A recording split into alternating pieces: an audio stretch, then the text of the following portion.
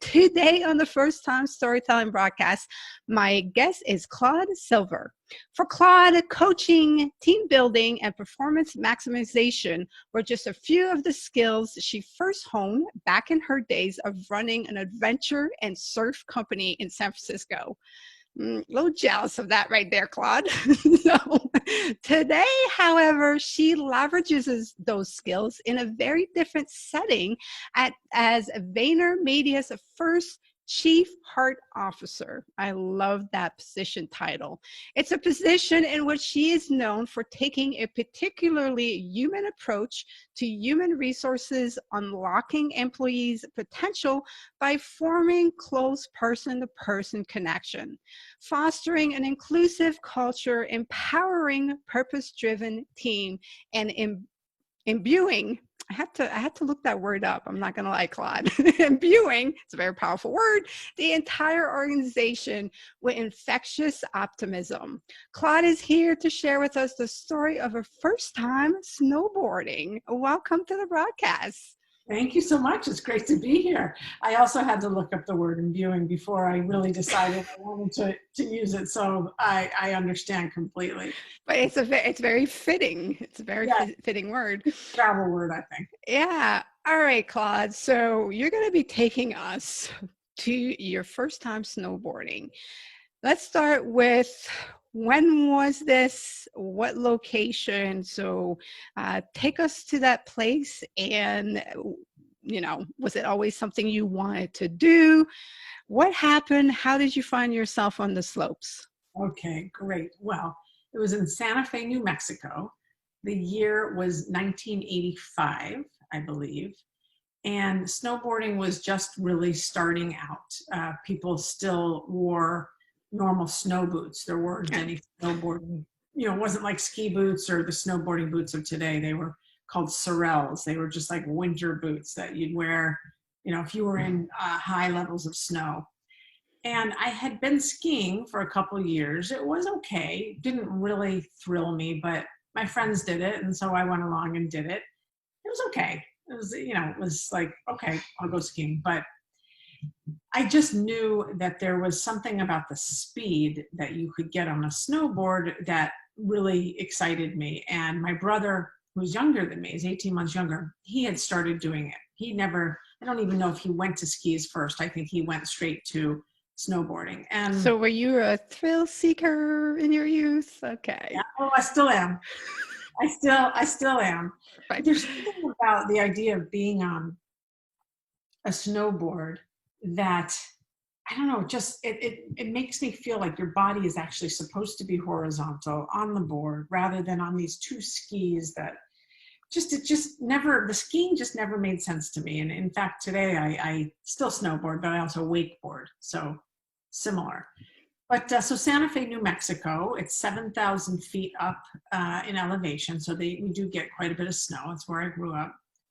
And I was destined to learn it. And I went with my brother and his friends, and we rode up the chairlift. And I just thought, I'm a gamer. I can do this. I'm athletic. I have no problem. And we got very difficult. You get off the chairlift. I fell, of course. Fell everywhere. You're riding with other people. I made my brother, I embarrassed my brother. It was, it's not, as an older sister, I'm sure he was just gritting his teeth, just like, oh, God, how could you be doing that? And, you have to go on these catwalks, which are very flat. And if on snowboards, you have no poles. It's not like you can push yourself. You literally have to kind of, like you are on a skateboard, kind of like push yourself with one foot that's not in a binding. Push, slide, and you get so exhausted. So by the time we got to the top of that slope where I was really going to learn, I was really going to go, I was sweating. No lessons. You're just like, no lessons. You're not a lesson, girl. Yeah, I got this. I'll figure it out. Yeah, I'll figure it out one way or the other. And sweating, and it just already I was like, I don't like this. I don't like this. I don't like this. I don't like this. But I'm up there. And so we, in skiing or snowboarding, there's the green, easy, blue, intermediate, black diamond, hard, and then double black, and so forth and so on. So it was a blue. Okay, I figured. Saving grace there. At least there wasn't a black diamond. And I strapped my boots in, and then started to just like find my way down the hill. And by no means was I snowboarding. I was really on my butt the whole time. I was like butt boarding. I fell so many times. Every time I would get up, rock myself forward, I would fall forward. Your wrists kind of, you're literally either my butt was bruised, my wrists, every part of my body, and I really had barely even gone anywhere. So one thing happened, one thing led to the other, and I shimmied my way down where my brother and his friends were waiting for me, which was very nice. Are you thinking, though, I have to ask, because when I try skiing, I watch other people and I'm like, this looks easy. I got this. So Are you thinking like, how am I not getting this? Oh, yeah. Of course, because it didn't seem to me that you needed a PhD. It just seemed like you needed some kind of awareness of your body, some kind of strength, because you have to pull yourself up a lot. But, big deal, right? And I figured if I could mimic his behavior, the way his body went, mimic, like I thought I was really mimicking. Oh my God, it was dreadful. It was terrible, terrible. And I finally made my way down to where he was. And the only way down, once I got there and I saw where they were, the only way down was a cliff. It was back, at this point, it was like the back country. So we had veered off kind of the real path, and it was like a cliff. And by no means was this going to be blue. This to me was like trees everywhere, big rocks. You really have to know how to maneuver. You have to know how to maneuver just with your 2 feet. And my brother, he was just not very kind. They left me there. I started crying. I was just crying, thinking, what am I going to do? I guess I'm going to have to walk down. I'm going to have to take my snowboard off and figure out how to walk down this steep cliff. Crying and crying. I was probably 15 at the time. And there's nobody else around you. It's nobody else. It was desolate. Nobody else. Yeah. They went off the trail. And I really did. I sat there probably for a half an hour crying and thinking, this is it. Like, no one's going to find me. I don't know what's going to happen to me. What happens if I like sink into some big snowbank? I can't. I was full on invested in, I can't. Oh, that's all I was saying. I can't. And so, what happens when you say you can't so often, then you just can't. That becomes the truth. But I really had to get down. I really did. So I will be honest and say, I did walk a bit. I walked, I had my snowboard here, then I had it here. And I walked down some of this, slid on my butt down some of this trail, crying. I think I might have had like a power bar to eat or something. And then finally something came over me and I got up enough gumption. I don't even think it was courage. It was literally like, Claude, you're going to do this. You're going to do this because you want to be able to tell him that you did this. I wanted to prove myself to him and his friends. And I managed to put the bindings back on, old school. And by no means did I snowboard down eloquently or elegantly. I still did a lot on my butt. It might have taken me probably another 45 minutes to get down, but I did it. And from then on, there's not a time in my life that I have not snowboarded. I love it. I learned so much on that hill. I mean, everything, because I really did give up. I really did. And I don't know what would have happened had I, someone would have had to come and get me, the ski patrol. Yeah. Sometimes it can be a very beautiful thing when there's no other way. Like There was, it's, yeah, you either dig deep or, I mean, that's it. That's your only option. yeah, you dig deep. Yeah, you dig deep. And so I got there and I was so upset with him. I was really like, I was hurt. I was hurt. And what he was doing is just, he was like, look, I'm not going to wait for you. You can do this. And you did it. And so I got over it eventually, probably within, I don't know, a couple hours or so. But I was, I had been embarrassed. Yeah. But I knew in my heart that I did it. No matter if I was embarrassed, I was mad at him. I was, you could tell I had been crying. But at the end of the day, I, on my 2 feet, got down. That's a great story. Yeah, cool. Now, so, because you still, did the rest of it, you just went back up and had the same experience until finally you got the hang of it? Or did somebody finally teach you like how to do it? No one taught me. That was it for the day. I was done. By the way, I didn't go back up. I didn't go back up. I think I went and had a bowl of chili in the cafeteria there and some hot chocolate because it was snowing too. It's not a pretty day. No, but I was hooked. And I knew that it was the right type of sport and movement and motion for my body, kind of lower center of gravity. I'm only 5'3". And then I just ended up going all the time. It was only a half an hour to the ski basin from where we lived. So anytime I could go, I did.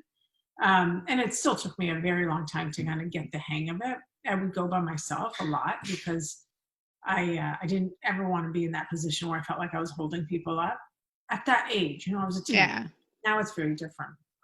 And now obviously the gear is incredible. But this was a whole nother universe. So I've never taken a lesson, but I love it. That's my favorite thing. That's still very interesting because some people might be listening and think, okay, if I went through that, I'd be like, I hate this. I'm not doing it. Like that would be it.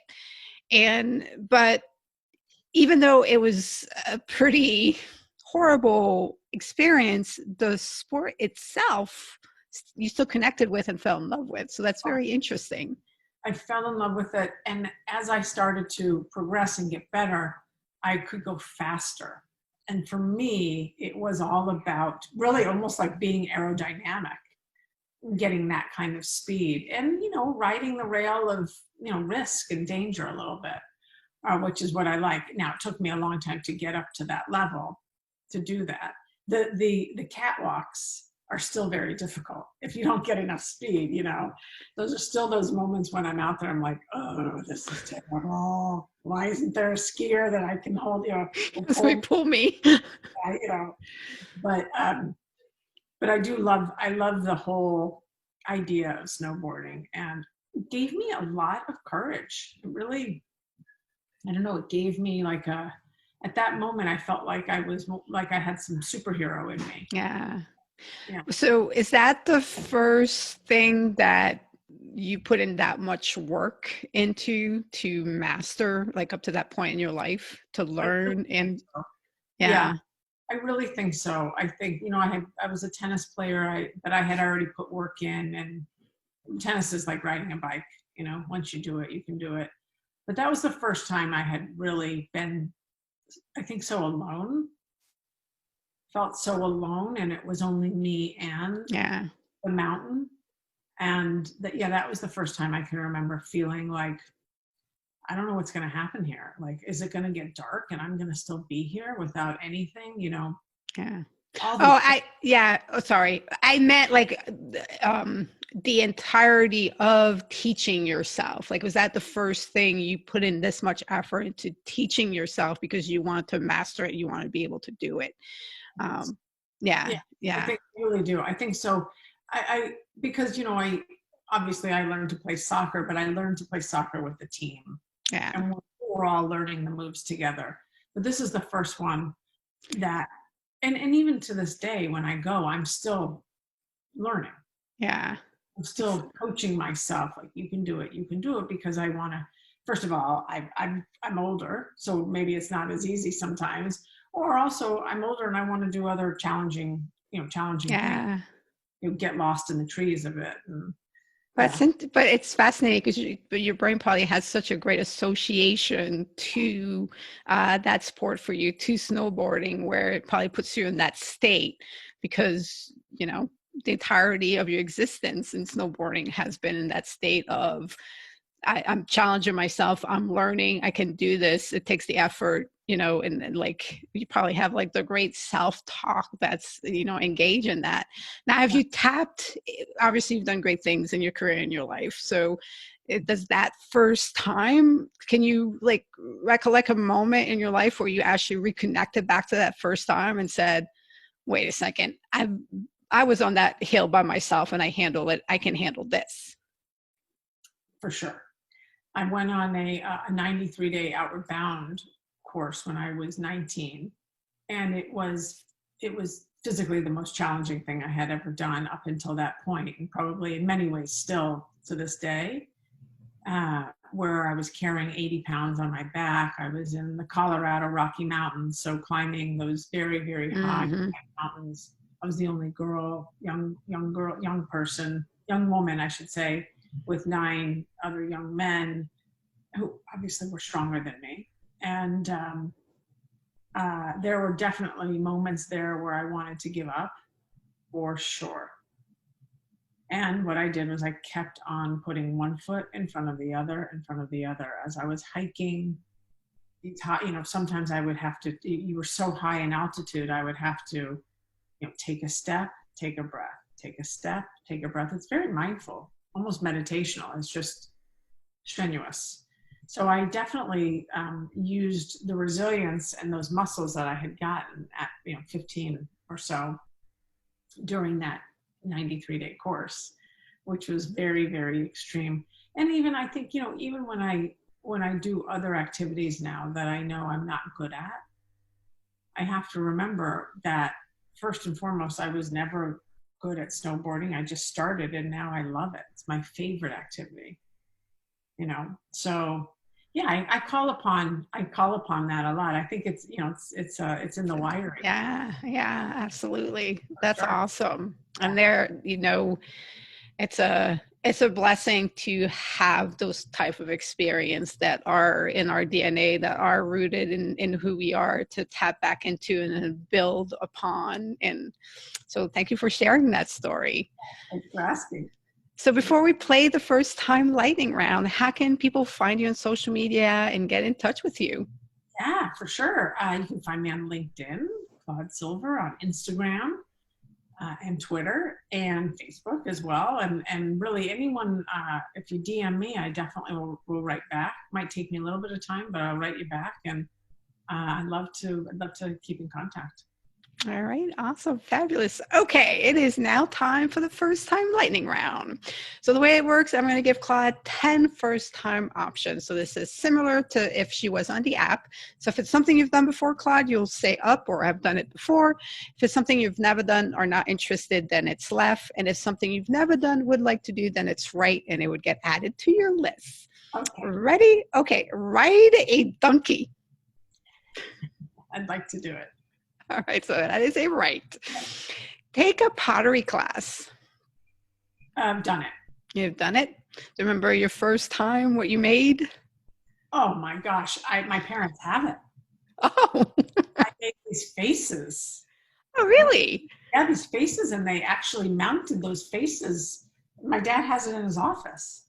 I was in 2nd grade. Yeah. Wow. They're so ugly. But that's so awesome. They still have them. I love it.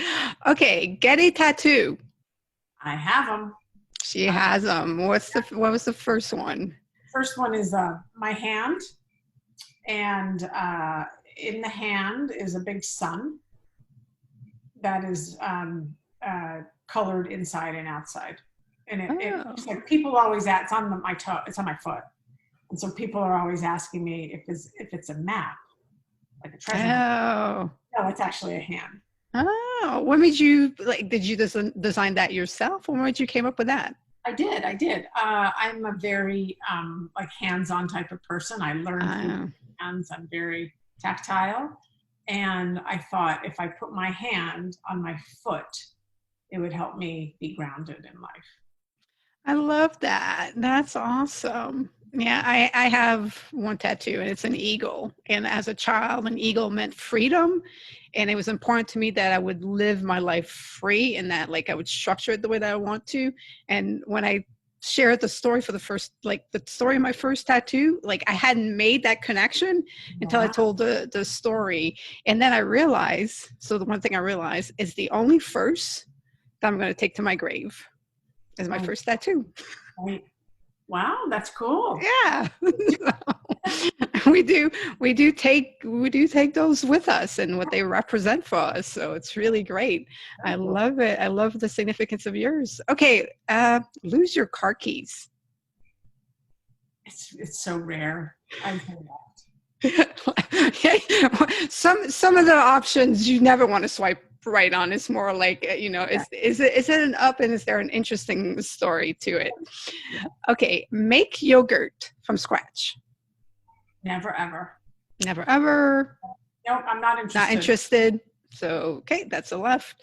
Just not into experimenting in the kitchen, or I am. okay, I love cooking, but yogurt isn't something that calls that me. that has that appeal. No. Fair enough. Do quilting. I'm not interested. I'm not interested, and I appreciate quilts. Okay. I'm not interested in doing it. All right. Go square dancing. I think I have done it once or twice, and I think my father was my partner. Ah. And I'm remembering I might have been like 12 years old. Okay. Nice. Yeah, yeah. Okay. Participate in a charity auction. Oh yeah, definitely. I've done many of those throughout life.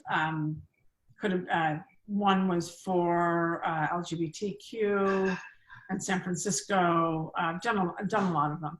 I've done the dunking. Oh. The dunk You sat in the dunk tank. That, and I also was able to throw. Okay, awesome. I would love to do the pie throwing. Okay, take a kickboxing class. I would like to do that, and I have not. Okay, so that is a right. And the final one is play cornhole. Oh yeah, I love that game. Love that game. It's a good game even for like quarantine times too. It's a good pass the time. Just throw it in the backyard and go play and yeah, absolutely. There's so many game firsts to do during quarantine. It's just incredible. If you bored or just want to have a first time, just the games are insane, whether they're backyard games, inside that game, video games, so many games. Yeah. So final question is, how have you been making the best out of the current situation with the pandemic? Yeah, well, I've been very, very fortunate to stay with friends here in the Hamptons in New York, and also stay in the Poconos in Pennsylvania. I have a 22-month-old daughter.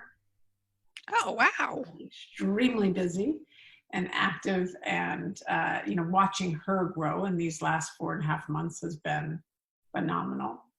And I am working and hanging with friends, doing a lot of cooking, and staying in touch with friends and family that I won't be able to see for some time. So I've been busy.